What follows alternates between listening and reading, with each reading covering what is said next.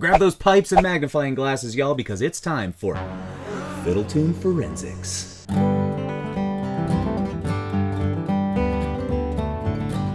Recently, I was making a few arrangements for the tune Shove That Pig's Foot a Little Farther in the Fire, and I naturally started to wonder about the origins of this fiddle tune's name. The first time I learned this, the fiddle player in the circle that I was jamming with said, "Oh yeah, pig's foot, that's just a name for a fire poker, right? Because you shove the fire poker into the fire, and sometimes the fire poker has a cloven hoof at the end, so it looks kind of like a pig's foot."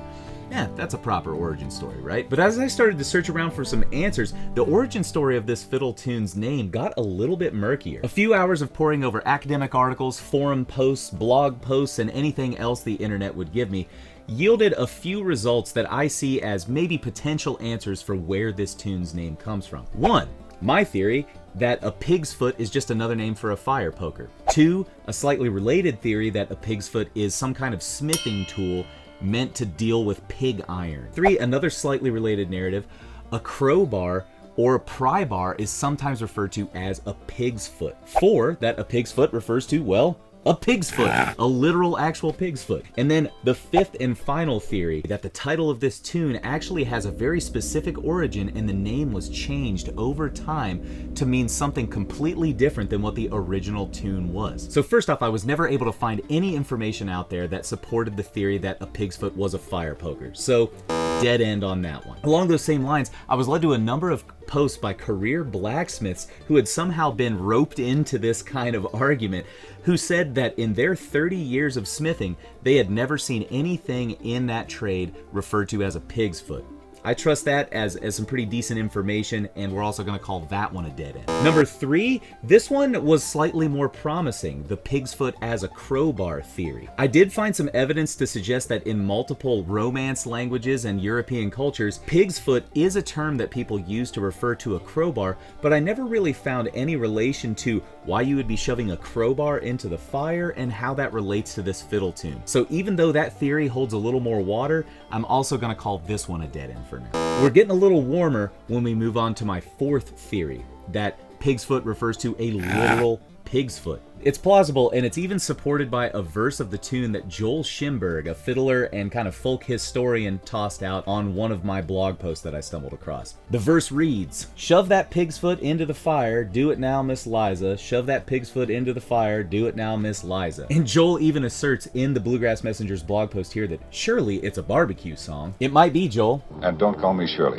After meandering through the worlds of smithing and barbecue, I stumbled on what I believe to be the strongest candidate for an origin story of this tune on The Old Time Party. It's a blog from back in the day that hasn't really had any posts in the last few years. But there's a really compelling article on this tune specifically. In this article, the author asserts that the tune is actually originating here as a slave folktale turned field holler turned fiddle tune. The story goes something like this. A slave had just stolen a young pig from his master and hidden it under his bed in his cabin. As he was explaining this to his wife, the master and his best pal show up to the front door of the cabin, demanding that the slave showcase his fine fiddle skills for the master's friend. Realizing that part of the pig's foot was exposed from under the bed, the slave took it upon himself to improvise some lyrics and a tune that goes something like this. Shove that pig's foot further in the bed, further in the bed, further in the bed. Shove that pig's foot further in the bed. Katie, Katie, Katie, can't you hear me now? So you can see what the slave is doing here, right? He's trying to signal to his wife, shove that pig's foot back under the bed so we don't get in any trouble. The story goes on to say that the master and his friend gleefully, shout in the middle of the tune that it's the funniest thing they've ever heard, and the slave manages to pull 2 tricks on his master in that one moment.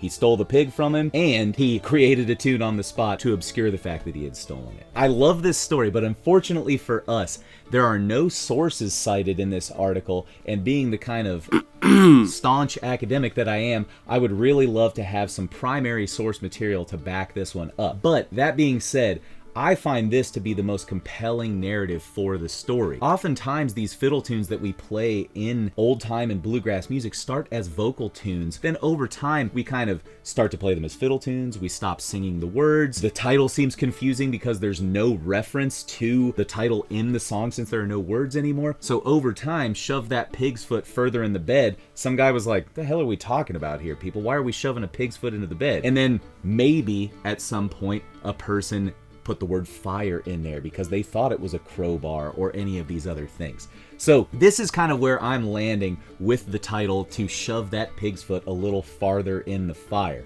It probably started as a slave folk tale that was then modified over time as the tune was disseminated to people who had less and less connection with the original narrative. Now, speaking of people that have less and less connection with that original narrative, Marcus Martin is seen as our source for this tune.